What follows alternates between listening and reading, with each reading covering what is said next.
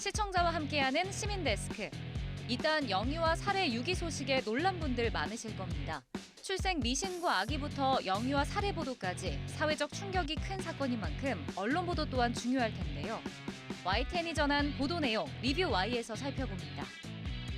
YTN은 노인, 아동, 장애인과 같은 시청 약자의 방송 접근권 보장 확대를 위해 힘쓰고 있습니다. 오늘 에필로그 Y시간은 소외계층의 방송 시청권과 향유권을 위해 노력 중인 YTN 속기사의 이야기로 채워봅니다. 잠시 후에 만나보시죠.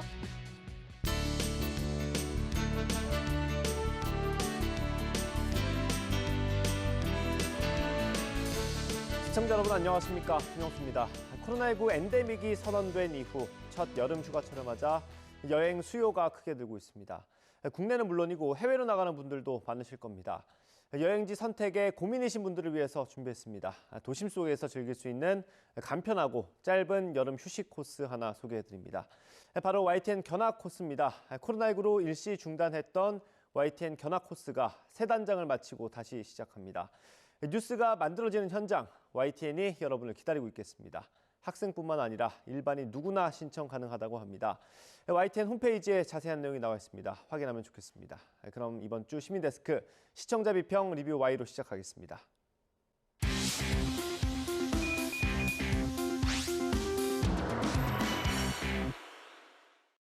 네, 세 분 어서 오십시오. 안녕하십니까?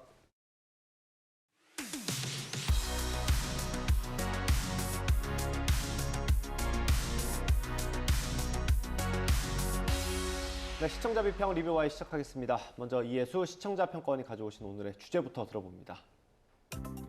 최근 보건복지부 전수조사가 시행되면서 출생 미신고 영유아의 규모가 드러났습니다.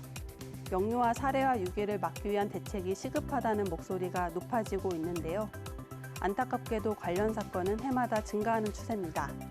오늘 리뷰 Y 시간은 영유아 살해, 유기와 관련된 YTN 보도를 살펴봅니다. 네, 영유아 유기 또 살해에 관련 보도입니다. 너무 많아서 사실 뉴스 볼 때마다 마음이 편치 않는 것 같습니다. 어때요? 예, 특히 저는 지난 3월에 리뷰와이 코너에서 아동학대 관련 보도를 다룬 적이 있었는데요. 이번에 영유아 살해 유기 관련 보도를 다시 살펴보면서 마음이 많이 아팠습니다. 그만큼 의무를 다하지 못한 어른들, 고통받고 희생되는 아이들 관련 사건, 사고가 많다는 뜻일 건데요. 최근 수원, 화성, 영유아 유기 살해 관련 소식이 알려지면서 미신고 영유아에 관한 관심도가 높아지고 있습니다. 이에 따라 보호의 사각지대에 놓일 수 있는 미신고 영유아를 찾아내기 위한 노력도 집중되고 있는 것 같습니다. 예, 영유아 유기 살해가 이렇게 대규모로 발견됐던 적은 없었던 것 같은데 어떻습니까? 맞습니다. 이게 한 20, 30년 전에도 물론 제가 이제 이 기자 생활 시작할 때 얘기인데요. 그때도 단발성 사건 기사로 이런 기사는 계속 있었습니다. 단 하나의 아기의 생명도 중요하고 잘 보살펴야 되는데 어떻게 이렇게 많은 아이들이 한꺼번에 등록조차 되지 않고 보호를 받지 못했는가 하는 이런 어떤 사회적인 관심 그리고 분위기가 이 뉴스를 크게 만들었던 것 같고요. 또 이제 경찰도 뭐 전수조사를 하고 또 복지부에서도 대책 마련에 나서면서 보도량이 굉장히 늘어나고 사회적 관심이 굉장히 증가한 것 같습니다. 예, 본격적으로 YTN 보도 볼 텐데요. 박사님부터 의견 들어보겠습니다. 예, 사실은 YTN의 보도만 살펴봐도 이런 심각성과 관심도를 알 수가 있습니다. 7월 5일 뉴스큐 출생 미등록 아동 수사 400여 건으로 늘어 관련 쟁점은 보도에서는 경찰에서 수사하고 있는 미신고 영유아의 수가 400여 건이라고 언급하고 있습니다. 그런데 바로 7월 6일 다음 날이죠. 텃밭 암매장 인천 친모 구속영장, 미신고 영유아 수사 598건, 보도에서는 하루 만에 198건이 늘어서 598건에 달한다고 전하고 있습니다. 언론이 감추어진 사회의 문제에 주목하고 이를 드러내면 사회 변호의 원동력을 만들 수 있다는 언론의 환경 감시 기능의 작동을 가장 잘 보여준 사례가 아닐까 생각합니다. YTN은 영유아 살해와 유기 범죄를 방지하기 위한 제도와 예방책에 집중하는 행보를 보였는데요. 우선 입단, 영아 살해 유기, 풀리지 않는 의문, 재발 방지책은 대담부터 살펴보겠습니다. 경찰 행정학과 교수를 초청한 대담인데요. 최근 벌어진 영유아 살해, 유기 사건을 상황적으로, 심리적으로 분석했습니다. 대담이 진행되는 동안 앵커가 수사가 진행 중이니 단정적으로 얘기할 수 없다고 알리면서 신중을 기하는 모습이 인상적이었고요. 또 무엇보다 대담자가 이런 사건을 예방하기 위해서는 출생통보제, 보호출산제에 대한 입법도 병행해야 한다고 언급하면서 문제 해결을 위한 구체적인 방안을 제시한 것도 돋보였습니다. 예, 저도 그 대담을 인상 깊게 봤습니다. 최근에 범죄 심리를 분석하는 콘텐츠가 방송이나 온라인에서 크게 인기를 끌고 있죠. 해당 대담에 출연한 배상훈 겸임 교수도 지금 프로파일러인데요. 수원 영유아 시신 사건의 범인을 분석하면서 영아 살해 증후군을 포함한 범죄 심리학적인 용어로 설명을 해주셨습니다.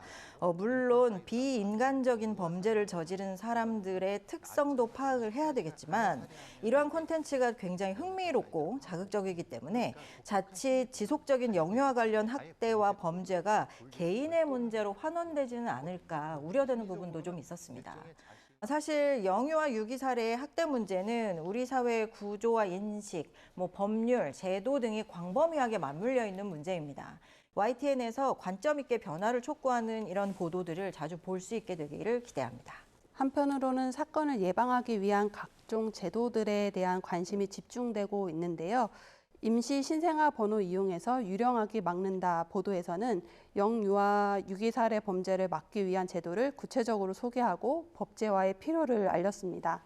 출생신고와 관계없이 영유아를 보호하는 출생통보제, 그리고 위기 임산부가 익명으로 출산할 수 있도록 지원하는 보호출산제 등 미등록 영유아를 보호할 수 있는 관리 대책을 구체적으로 설명해 시청자들의 이해를 도운 보도였습니다. 네. 가장 첫 번째 대책으로 거론됐던 게 출생통보제였거든요. 이거 관련된 보도 어떻게 보셨어요? 예, 현상을 토대로 문제를 포착했다면 이 문제의 원인이 무엇인지를 발견하고 이를 제거할 수 있도록 돕는 것도 언론의 역할일 텐데요. YTN이 최근 2년간 영유아 살해 사건의 1심 판결문 11건을 분석한 결과 집행유예를 선고받은 경우가 절반에 가까웠다라는 사실을 알렸는데요. 영아 살해 최근 2년간 절반이 집행유예, 살인죄 비해 형량 낮아 보도에서 실형이 선고된 경우에도 징역 2년에서 3년이 대부분이었다라는 사실이 밝혀졌습니다. 최대 징역 10년까지인 법정형에는 절반도 미치지 못하는 형량입니다. 이는 최소 5년 이상 징역에 처하도록 되어 있는 일반 살인죄나 최소 7년 이상인 존속 살인죄보다도 형량이 낮다는 점을 또 명확하게 짚어주셨습니다. 또 관련 법이 한국 전쟁 직후에 만들어졌다고 해요. 그때는 극심한 가난이나 당시의 상황, 현실 등을 반영해야 했지만 여러 사회보장 제도가 잘 갖춰진 지금은 자생 능력이 없는 영유아를 방치하는 것 자체가 일반적인 살인과 다를 게 없다라고 하는 입장도 명확하게 전달해 주셨습니다. 문제의식을 갖고 취재를 진행하시고 또 사실자료 분석을 통해서 문제를 드러낸 좋은 보도라고 할 수 있겠습니다. 이어서 수년째 논의 공전된 출생통보제 여야 이달 내 처리 추진 보도는 법안 처리 과정을 충실히 따라간 보도인데요. 입법 속도가 지지부진했던 이유, 의료계의 반발이나 현안의 후순위로 밀리면서 논의조차 되지 못했던 상황 등을 언급하면서 영유아들의 살해, 유기 사건이 드러나고 나서야 뒤늦게 입법이 불붙고 있음을 지적했습니다. YTN이 언론의 비판과 견제 기능을 잘 이행했다고 봅니다. 한편으로 20대 국회까지 의료기관 등이 출생 사실을 빠짐없이 국가에 알리도록 하는 출생 통보 의무화 법안이 10건 남짓 발의됐지만 관심을 끌지 못하고 폐기된 안타까운 사실도 전해주셨습니다.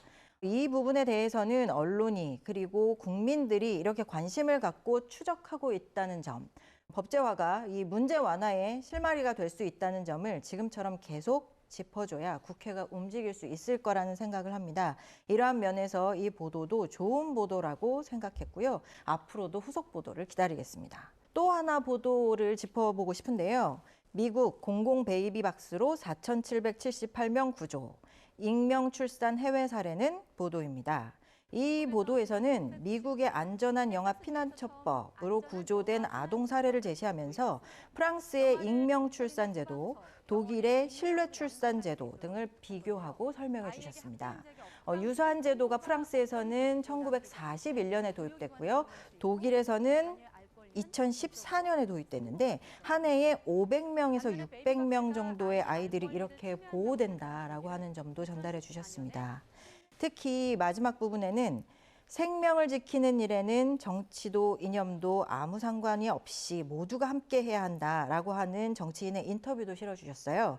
우리가 무엇을 지향하고 어떻게 함께 생각을 모아야 할지 관점을 분명하게 제시해준 유익한 보도였습니다. 이상으로 여러 대담과 보도들을 묶어서 살펴보았는데요. 영유아 유기 살해 사건을 다룬 뉴스가 대부분 경찰의 사건 수사 결과를 중계식으로 다뤘던 것과는 차별화됐다는 점에서 YTN이 좋은 사례를 남겼다 생각합니다. 또 아무래도 영유아 살해 유기 사건이 잇따라 보도된 시점이라 정치권에서는 관련 법안을 마련하는 데 속도를 내고 있고 사회적으로 큰 공감을 얻고 있는데요. 그 법안이 갖고 있는 맹점이나 우려의 목소리들, 반대 입장을 다룬 것도 매우 좋았습니다. 다양한 의견이 존재한다는 건 그만큼 사안이 복잡하다는 것이겠죠. 이때 언론이 여러 입장과 충분한 정보를 시민들에게 제공하고 법안의 필요를 스스로 판단하게 하는 것은 매우 중요하다고 봅니다. 네, 이 출산 통보제와 달리 보호 출산제는 좀 국회에서도 이견이 있는 것 같습니다. 이거 관련된 보도는 어땠습니까? 보호출산제 찬반 팽팽, 미혼모 편견부터 깨야 보도는 보호출산제를 산모의 건강과 아이 보호를 위해 도입되어야 한다는 입장과 미혼모에 대한 다양한 지원책 없이 제도를 도입하는 것이 단 하나의 선택을 강요하고 양육 포기를 부추길 거란 반대 입장을 보여주고 있는데요. 영유아 유기 살해 사건의 예방책으로 논의되고 있는 제도에 대해서 찬반 여론을 골고루 보여준 보도였습니다. 예, 그렇습니다. 출생신고 누락을 막을 출생통보제가 지난달 국회를 통과한 데 이어서 산모가 병원을 꺼리지 않도록 익명 출산을 보장하는 보호출산제도 추진 중인 상태인데요.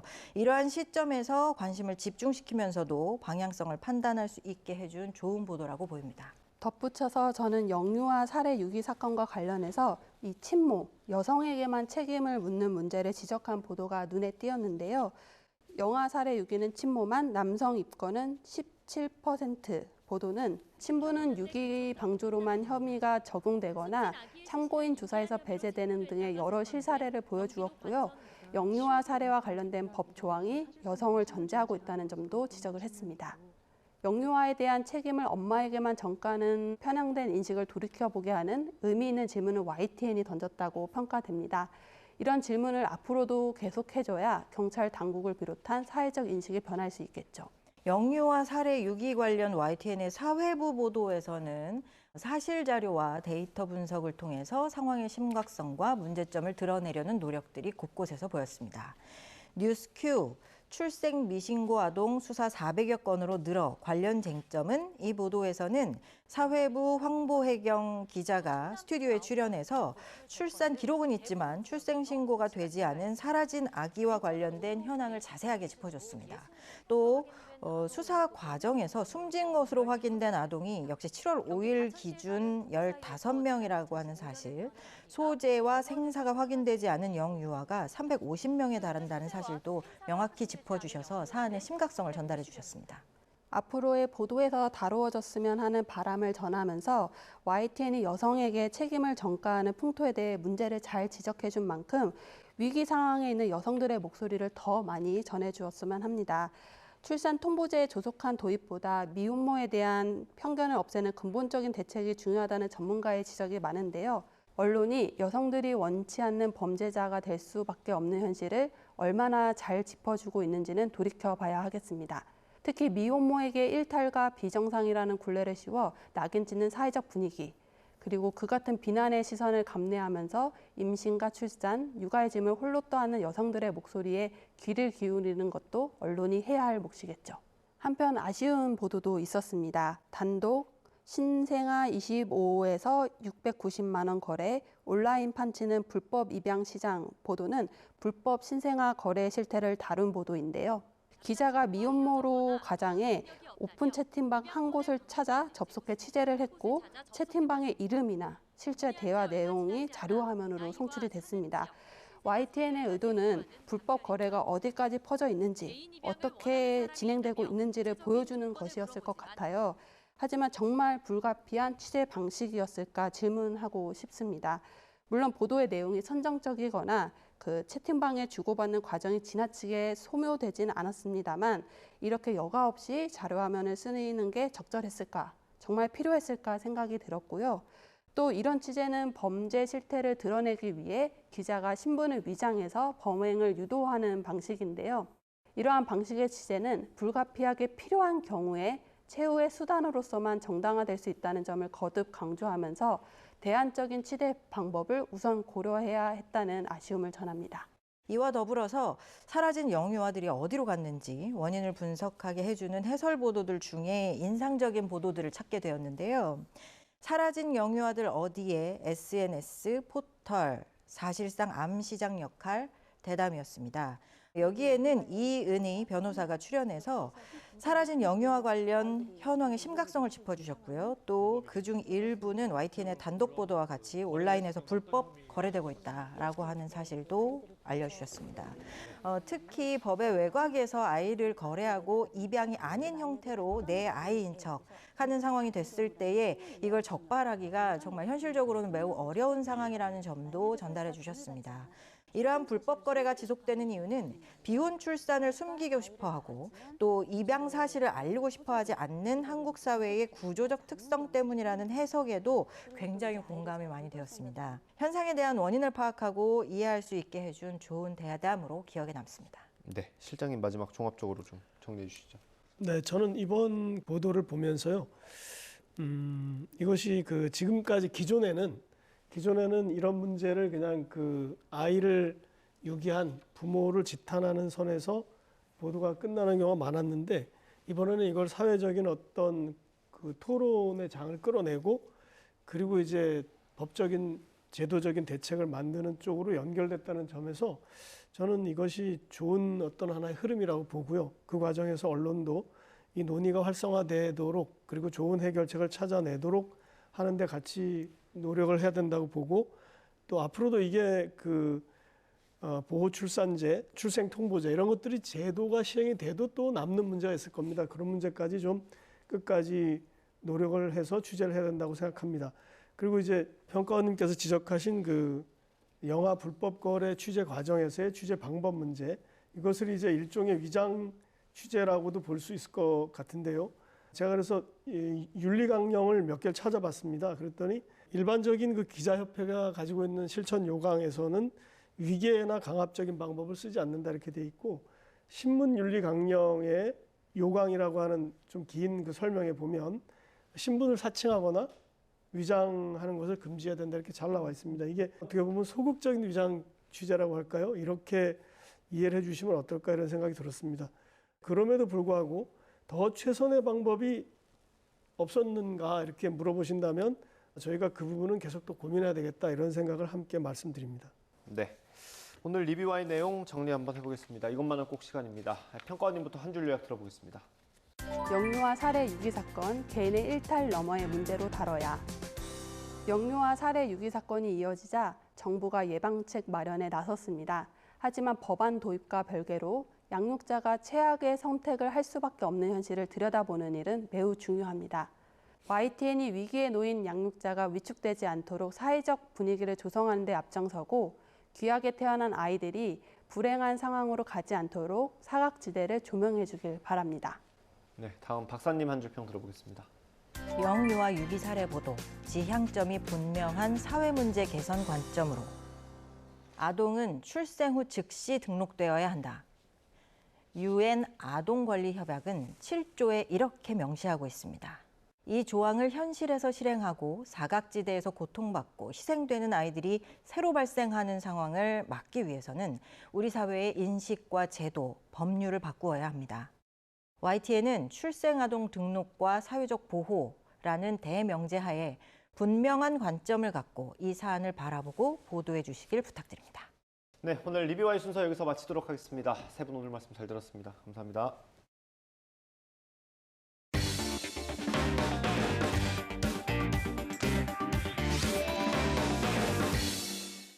네, 오늘은 조금 낯설지만 특별한 직업을 소개해드릴까 합니다. 바로 YTN의 속기사분들인데요. 아마 지금 이 순간에도 제가 하는 모든 말을 자막으로 정리하고 계실 겁니다. 오늘 에필로그 Y시간 속기사는 어떤 일을 하는 직업이고 또 YTN에서는 어떤 역할을 담당하는지 하나하나 빠짐없이 소개해드립니다. 지금 바로 만나보시죠. 소리가 없어도 불편함 없이 누구나 방송을 볼 수 있도록 돕는 장애인 자막 방송. YTN의 24시간 한순간도 빠지지 않는 자막 방송을 위해 보이지 않는 곳에서 애쓰는 분들이죠. 그 누구보다 빠른 타자로 모든 소리를 자막화하는 속기사들의 이야기를 들어봅니다. 오늘 에필로그 Y시간 최선아 속기사와 함께합니다. 네, 어서 오세요. 안녕하세요. 네, 저희가 에필로그 Y에서 정말 다양한 직군의 분들을 만났는데 또 속기사님은 처음 모셔봤습니다. 먼저 반갑습니다. 네, 반갑습니다. 네, 오늘 좀 긴장하신 건 아니시죠? 너무 긴장되네요. 오늘 차근차근 좀 하나하나 여쭤보도록 하겠습니다. 먼저 시청자분들께서 사실 속기사에 대해서 잘 모르시는 분들이 계실 것 같아요. 이게 어떤 일을 하는 직업인지 먼저 설명해 주시죠. 속기사는 속기 기술을 이용해서 사람이 말하는 속도에 맞춰서 빠르고 정확하게 글로 기록하는 사람이에요. 쉽게 설명드리면 요즘에는 타자를 빠르고 정확하게 치는 사람이라고 보시면 될 것 같습니다. 그럼 속기사를 왜 하게 되신 건가요? 계기가 좀 먼저 궁금해지는데요. 저는 어렸을 때부터 컴퓨터 타자가 굉장히 빨랐어요. 그러다 보니까 주위에 계신 어떤 분이 타자가 빠르면 속기사가 될 수 있다더라 이렇게 말씀을 해주시더라고요. 그때 제가 진로를 변경하고 싶은 시기였기도 했고 해서 속기사에 대해서 알아봤는데 결과적으로 속기가 타자가 빠른 것과는 전혀 상관이 없었지만 속기사에 대해서 알아보고 제 적성에도 잘 맞는 것 같고 그리고 속기사라는 직업에 대해서 매력을 느끼게 돼서 선택하게 됐습니다. 근데 실제로 타자가 좀 빨라야 그래도 속기사를 하는데 유리한 건가요? 전혀 아니에요. 속기 키보드가 다르기 때문에 일반 키보드하고는 상관이 없어요. 안 그래도 제가 찾아봤더니 그 속기사분들이 쓰시는 키보드가 전혀 다른 모양으로 생겼더라고요. 이게 일반 컴퓨터 자판이랑 어떻게 다른 거예요? 일반 키보드는 다들 아시다시피 자음과 모음을 차례차례 눌러서 입력하는 방식이잖아요. 근데 속기 키보드는 초성, 중성, 종성을 한 번에 눌러서 한 번 눌렀을 때 한 글자가 나오는 게 기본이에요. 그리고 약자를 사용해서 한 번 눌렀을 때 세네 글자의 단어 또는 그것보다 더 긴 문장까지도 나올 수 있게 돼요. 평소에는 기본 약자를 위주로 사용을 하시고 그다음에 본인의 일하는 곳이나 일하는 거에 맞춰서 약자를 직접 만들어서 사용하실 수도 있어요. 그럼 자기가 직접 그 약자를 이렇게 저장해 놓을 수 있는 게 있는 건가요? 맞아요. 그래서 저는 YTN에서 일을 하다 보니까 제가 만들어서 쓰는 약자들이 보통 시청자 여러분 안녕하십니까? 아니면 시청해주신 여러분 감사합니다. 그리고 이 시각 주요 뉴스입니다 같은 이제 뉴스 멘트들을 많이 사용하고 있습니다. 그럼 이제 예를 들었을 때 시청자 여러분 안녕하십니까 이렇게 저장을 해둔다고 하셨잖아요. 뭘 눌렀을 때 그게 나오는 건가요? 그거는 입력하는 사람마다 다른데요. 핸드폰 보시면 자동 완성 기능이 있잖아요. 그런 것처럼 뭐 시옷, 니은을 눌렀을 때 뭐 시청자 여러분 안녕하십니까? 이런 식으로 한 번 눌렀을 때 나오게 하는 거예요. 자기만의 방식으로 이렇게 자동 완성처럼 저장을 해두는 거라고 저희가 이해를 하면 되겠네요. 네, 맞습니다. 네. 그럼 속기사님께서는 YTN에서는 주로 구체적으로 어떤 일을 하고 계신 건가요? 저는 YTN에서 청각장애인을 위한 실시간 자막 방송을 하고 있는데요. 청각장애인 분들은 아무래도 소리로만 정보를 얻는데 한계가 있기 때문에 저희가 자막으로서 방송의 모든 소리를 다 표현해드린다고 보시면 됩니다. 이 자막은 TV를 틀었을 때 일반적으로 나오는 그런 자막이 아니고요. 폐쇄 자막이라고 해서 TV에서 설정을 따로 해주셔야 나오는 자막이에요. YTN에서 하는 모든 프로그램, 그리고 그 프로그램에서 하는 모든 말들을 다 자막화한다고 보시면 되세요. 모든 소리를 이제 자막화 하신다고 설명을 해주셨는데 그럼 저희가 이제 봤을 때 사람에 따라서 말하는 내용도 다르고 말하는 속도도 다르고 단어 선택도 다르잖아요. 속기사한테 좀 가장 어려운 상황은 뭐가 있을까요? 저희는 전문 분야의 전문 용어가 나올 때가 가장 난감한 것 같아요. 아무래도 저희가 모든 영역의 지식을 다 알고 있는 게 아니기 때문에 어려운 전문 용어들 말씀하실 때 제일 난감합니다. 그러면은 전문 용어를 또 알기 위해서 그쪽으로 이렇게 공부를 더 하신다거나 많이 뉴스도 찾아보셔야 되는 건가요? 보통 뉴스 같은 경우는 미리 대본이 들어와 있어요. 그래서 방송하기 전에 미리 대본을 읽어보고 그리고 방송을 하고 있습니다. 저는 이제 개인적으로 궁금한 게 아무래도 앵커로서 뉴스를 진행하니까 말이 저희가 좀 빠른 날이 있고 실수를 하는 날이 있는데 그럴 때 그럼 속기사분들께서는 이렇게 자막화 하시는데 어려움이 많으신가요? 사실 앵커분들은 발음이 워낙 정확하시고 그리고 아무리 빠르셔도 이렇게 랩처럼 하시는 게 아니기 때문에 네. 저희가 치는 데는 문제가 없습니다. 혹시 그럼 뭐 저희 말고 이렇게 출연하시는 분들 중에서도 어려운 경우가 있나요? 아, 네. 그 대담에 나오시는 출연자분들이 가끔씩 이제 열띤 토론을 하시다 보면 이렇게 오디오가 겹친다고 하죠. 그럴 때는 저희가 양쪽 분의 내용을 다 듣고 자막을 해야 되기 때문에 그럼 그럴 때는 어떻게 하세요? 만약에 두 사람의 오디오가 겹쳐서 한 명 거를 못 들었을 때는 다시 돌려서 들어볼 수는 없는 거잖아요. 그렇죠. 거의 못 듣는 경우는 없는 것 같아요. 워낙 집중해서 듣기 때문에 그리고 저희가 방송을 할 때 2명이서 같이 쳐요. 그래서 보통은 한 사람이 이분의 대답을 치면 저는 또 이제 다른 분의 대답을 치고 이런 식으로 하고 있습니다. 네, 그럼 같이 그 근무하시는 분과의 호흡이 또 중요할 것 같네요. 네, 많이 중요하죠. 네. 보도 전문 채널 YTN에서 일하고 난 뒤부터 뭐 이렇게 생겼던 습관이라든지 아니면 배운 점들도 있을 것 같은데 어떤 게 있을까요? 네, 맞아요. 저는 YTN에서 일하면서 가장 좋은 점 중 하나가 끊임없이 지식을 습득할 수 있다는 게 가장 좋은 것 같아요. 뉴스를 보게 되면 세상 돌아가는 일들이나 최근의 이슈들 그리고 시사에 대해서도 많이 알게 되잖아요.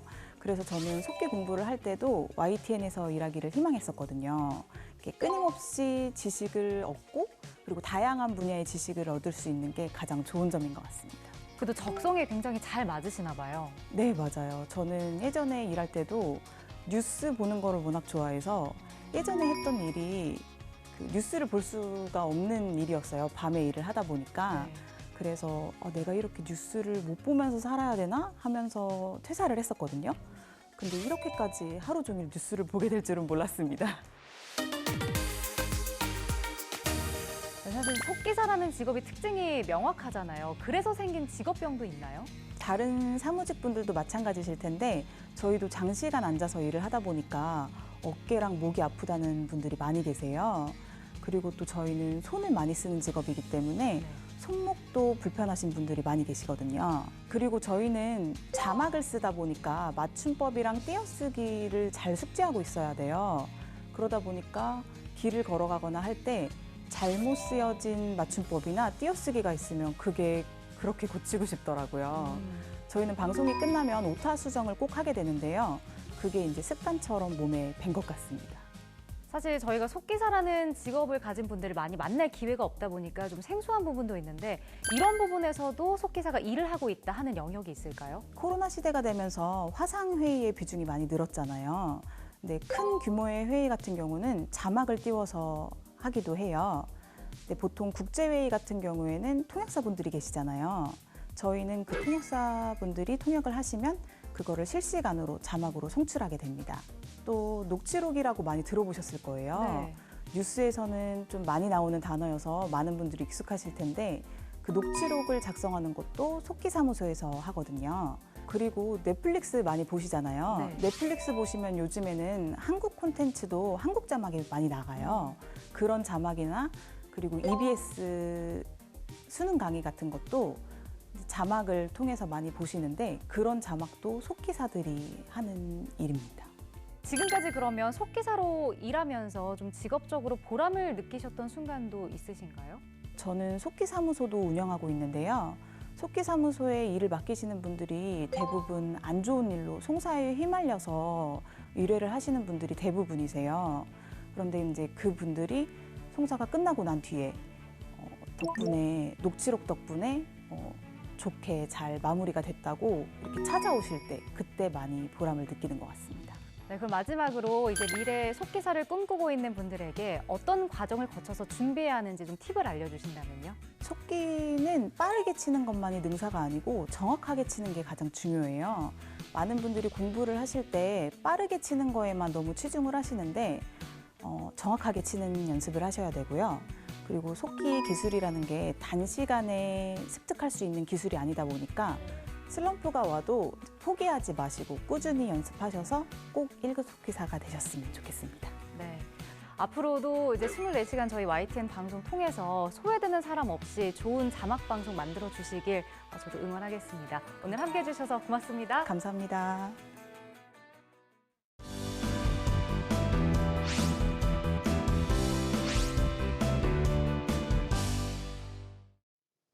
안녕하세요. YTN DMB 시청자평가원 정은정입니다. 시청자 여러분도 부산 엑스포 개최를 기원하는 광고를 많이 보셨을 겁니다. 하지만 짧은 광고만으로는 왜 부산에서 엑스포를 유치해야 하는지 알기가 어려웠는데요. 특집 2030 부산 이즈 레디를 통해 광고에서는 미처 볼 수 없었던 이야기를 들을 수 있었습니다.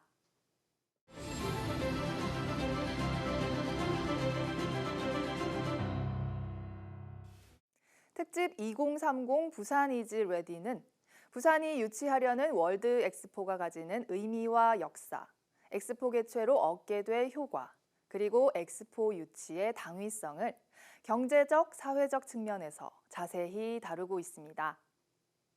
엑스포는 월드컵, 올림픽과 함께 세계 3대 메가 이벤트로서 새로운 미래상을 제시하는 세계인의 축제입니다. 먼저 엑스포의 역사와 20세기 이후 월드 엑스포의 의미를 이전 엑스포의 사례와 함께 소개했는데요. 초기의 기술 전시 박람회에서 현재 인류가 직면한 과제를 해결하는 장으로 변화한 엑스포를 우리나라에서 개최하게 된다면 더욱 자부심을 가질 수 있을 것 같다는 생각이 드는 대목이었습니다. 세계의 여러 후보지 중에서도 왜 부산에서 엑스포를 개최해야 하는지에 대해 한국만의 성장 경험을 공유하는 국제협력 프로젝트 부산 이니셔티브를 통해 설명한 점도 인상적이었습니다. 한국이 갖고 있는 경험과 기술, 노하우를 여러 나라와 공유하고 발전도상국의 문제를 해결하는 데 대한민국의 힘이 되겠다는 비전은 왜 부산에서 엑스포를 열어야 하는지에 대한 질문에 훌륭한 대답이 되었습니다. 부산 중에서도 북항이라는 역사적인 장소의 재개발을 통해 엑스포를 개최한다는 것이 가지는 상징성도 돋보였는데요. 6.25 전쟁 때 유엔군이 들어왔던 곳이자 1970년대 우리나라 수출의 70%를 소화한 곳으로서 대한민국 현대사의 굴곡을 상징하고 있는 북항에서 세계의 미래를 이야기한다는 것이 의미 있게 다가왔습니다. 부산 엑스포 개최가 가져올 예상 효과를 국내 주요 국제 행사의 생산 유발, 고용 창출 효과와 비교한 그래픽은 월드 엑스포라는 행사의 효과가 어느 정도인지 가늠해 볼 수 있는 좋은 자료였습니다. 이전에 우리나라에서 개최했던 대전 엑스포와 여수 엑스포를 언급하면서 등록 엑스포와 인정 엑스포의 차이점도 확인할 수 있었는데요. 우리나라에서 이미 개최했던 엑스포와 부산이 개최하려는 엑스포가 무엇이 다른지 일반 사람들이 가질 수밖에 없는 궁금증을 그래픽과 전문가의 설명을 통해 잘 해소해줬습니다. 특집 부산 이즈 레디는 풍부한 자료 화면과 전문가 인터뷰를 바탕으로 부산이 개최하고자 하는 월드 엑스포의 의미와 당위성을 보여주고 있습니다. 단순히 메가 이벤트를 개최하겠다는 포부를 내세우는 것이 아니라 엑스포 개최로 국가와 세계에 기여할 수 있는 것이 무엇인지를 고민하는 모습이 잘 담겨 있어 부산의 엑스포 유치를 더욱 응원하게 됐습니다.